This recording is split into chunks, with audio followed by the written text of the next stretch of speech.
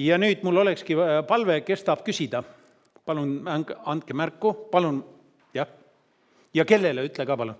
Ja ma küsiks 2 küsimust. Üks oleks KPMG-le, teine oleks Peebule. Esimene oleks... Tulge siia ette, palun. Okei. Vastajad ka. KPMG-le ma küsiks seda, et kas need numbrid olid teil kuidagist viisi selle 75 aasta peale indekseeritud ka või olid sellest tahavaatava peeglist nagu fikshindadega? Ja Peebult küsiks seda, et mis on realistlikud miinimum, maksimum prognoosid selle tegevusele, kui oletame sulle homme antaks pangagarantii? Sa pead täpsustama, et mis mõttes miinimum, maksimum... Ei, selles mõttes, et mis on nagu realistlik, et millal saaks alata tegevus, millal see, mis see prognoos selles osas on. 32 oli see nagu default estimate, aga et mis on see realism? Nii, palun KPMG-ga alustame. Et jah, numbrid olid indekseeritud, aga need numbrid, mis siis täna said näidatud tulemustena, on kõik tänastes hindades, ka koondnumbrid. On toodud tänases raha ostujõus, ehk on võrreldavad. Jah, et oleme eeldanud, et raha ostujõud väheneb 2% aastas, mis on üks Euroopa Keskpanga eesmärk, inflatsiooni eesmärk, et selle võrra on siis kohendatud see. Need on tänastesse hindesse tagasi arvestatud. Jah. No üldiselt oma kogemusest lisan, et olles ka pangas töötanud ja suurte infraprojektidega eelmises elus, siis ma ütleks niimoodi, et see on väga tavaline metoodika. Jah. Ajagraafiku osas siin tõesti oli 32, 38 olid 2 valmimise aasta numbrit, eks ole, tõsisel vist oli küll eelduseks 25 alustamine, oli vist? Meil oli, jah. 25. Ehk siis kui sa ütled mulle, millal on FID, ja FID eelduseks on siis kõik, eks ole, garantiid, pangalepingud, ehituslepingud, omakapitalilepingud, kõik ühes hetkes, eks ole.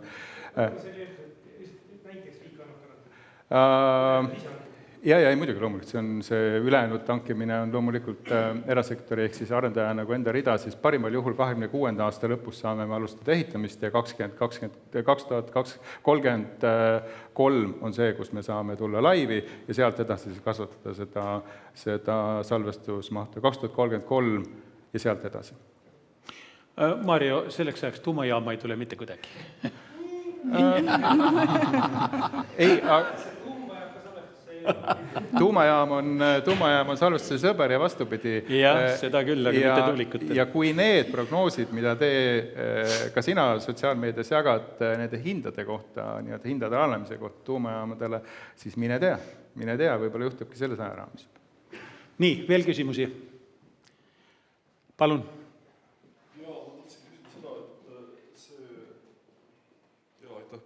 See auk, mis te tahate kaevata, on 700 meetrit vist, on see nii.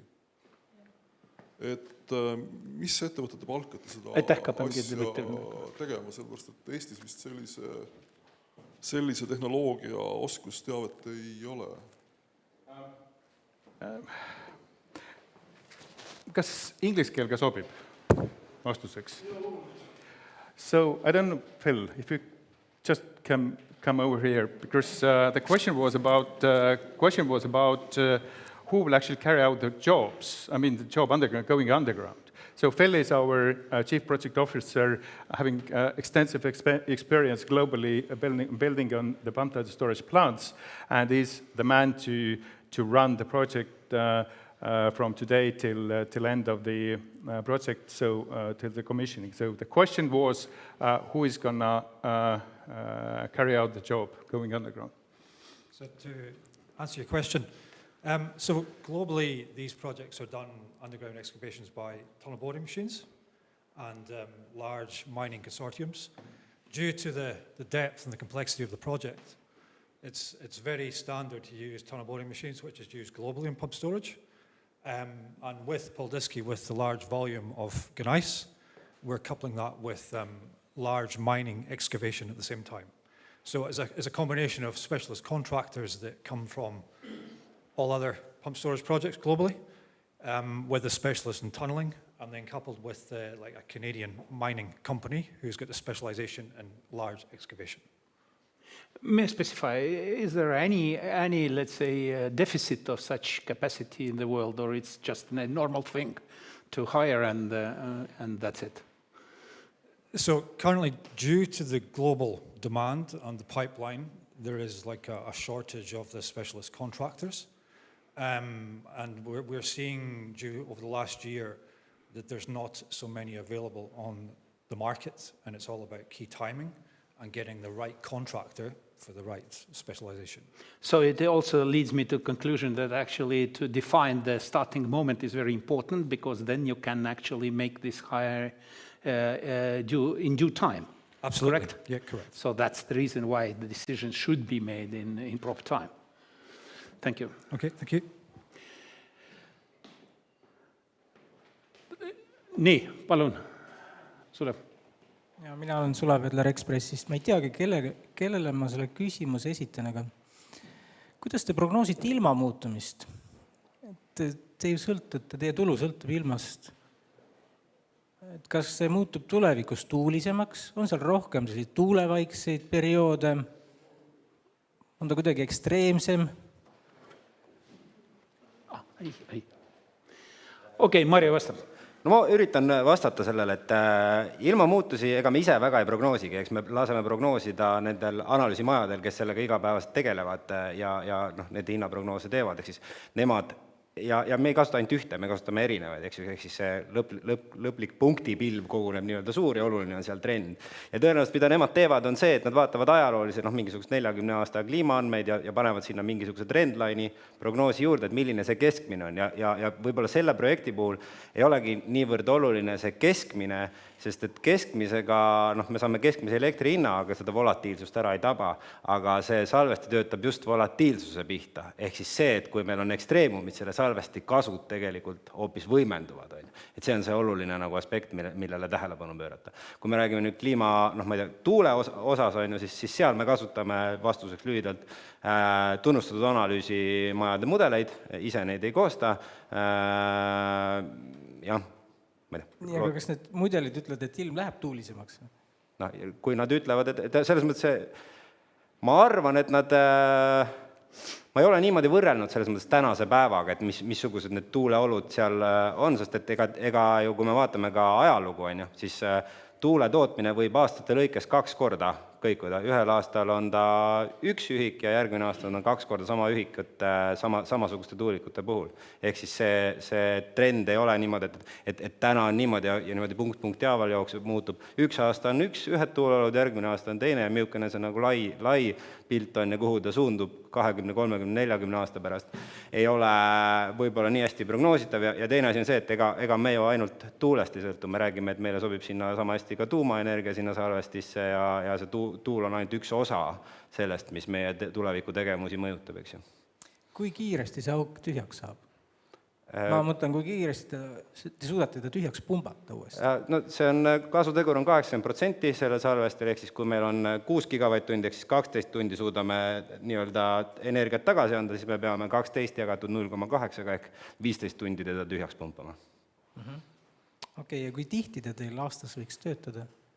No ta toodab aastas 1,2 teravatt-tundi elektrienergiat, ehk siis ta, no ja siis järelikult ta tarbib enam umbes sama palju, ehk siis niisugune pool, võib-olla natuke rohkem aega on ta töös, ülejäänud ajada siis on võimeline pakkuma reservteenuseid, igasuguseid sagedusteenuseid ja nii edasi. Aitäh! Aitäh! Veel küsimusi, lihtsalt vahemärkusena Sulev. 2017. aastal oli üks uuring, mis näitas, et meie piirkonnas tuule kohta see ei käinud, see käis sademete kohta ja sademeid tuleb sutsu juurde nii-öelda kliimamuudatustega koos ja ka sellest väga ei ole populaarne rääkida. Palun, ei ole rohkem küsimusi? On veel? Oota, mikrofon palun. See ka ole. Jaa. Et ma arvan, et mu hääl on piisavalt selge, et see projekt on praegu Eesti investorite käes, eks ole, aga selle slaidide pealt ma näen, et see liigitatakse välisinvestorite alla, millest ma saan aru, et siin on tulemas siis suur investor. Et kes teie potentsiaalne investor on siis? Peep? jah, ma pean selle küsimuse võtma. Jaa, nii vastab tõele, et Eestis olemasoleva kapitaliga seda 350 miljonist omakapitali vajadust ära ei kata. Küsimus ei ole isegi mis kapitali suuruses. Küsimus on selles varasemate taoliste suurprojektide elluviimise kogemuses, mida pangad tegelikult siis omakapitali investoritelt ootavad.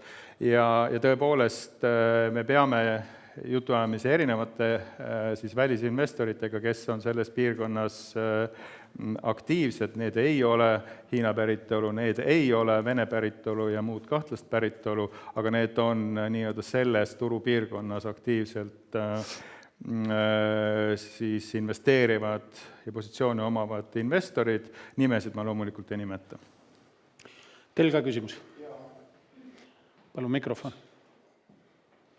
Ja aitäh. Kellele? Kes te olete? Olen Margus Raha, Kliimaministeerium maavarade osakond, geoloog. Parafraseerides Baskinit, et kahtlus ei ole, kõhklus on. Et ma küsin geoloogilise küsimuse just sellest Gneisist, aga kellele, ma tegelikult vist pean ikka Peebu käest kõigepealt küsima, kuna see on sisend siis KPMG mudelile. See 38 miljonit tonni Gneisi. Et ma geoloogina küsin sedasi, et kui me võtame kuskil maavara arvele, siis me uurime selle hästi läbi, et me teame, et kui siin on selline kvaliteet, siis siin on võib-olla natuke teistsugune kvaliteet, et kui kindel te olete siin, et see 38 miljonit tonni on kõik see ilus kivi, mis siin meil korraks näidati? Tahad sa öelda? Kes vastab? No. Vesta vastab. Mikrofon palun, andke mikrofon. Ja, Vesta, et olen vastutav lubade eest. Aitäh küsimuse eest.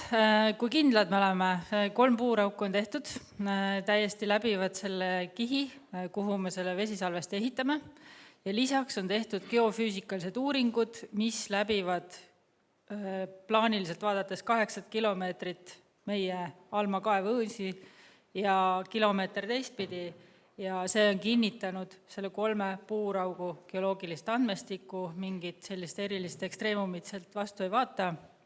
Aga jah, kui me saame siit edasi investeerida, siis kindlasti täiendavalt uurime järgmises etapis veel. Ja väga ootaks neid täiendavaid etappe. Aitäh! Loomulikult. Nii, rohkem küsimusi ei paista olevat. Ma tänan kõiki siia tulnuid selle eest, et te tulite, saite tuttavaks projektiga, mis võib olla 100 projektide hulgas Eesti jaoks, ja ma väga loodan, et me saame selle projektiga edasi liikuda, sest arvestades üldist sellist peenhäälestuslikku meeleolu on seda alati väga keeruline oodata, aga antud juhul meil ei ole praegu enam valikuid. Meil ei ole, daamid ja härrad, meil ei ole valikuid, saage palun aru, see on täpselt see hetk, mida olen kunagi siin samas natuke eemal lossis läbi elanud 35 aastat tagasi. Lihtsalt uuel tasemel, uued asjad, rohkem majandusel rõhku, aga paraku ka julgeolekule, ja me oleme ringiga jälle seal, et tuleb teha otsuseid. Jõudu kõigile selleks. Aitäh!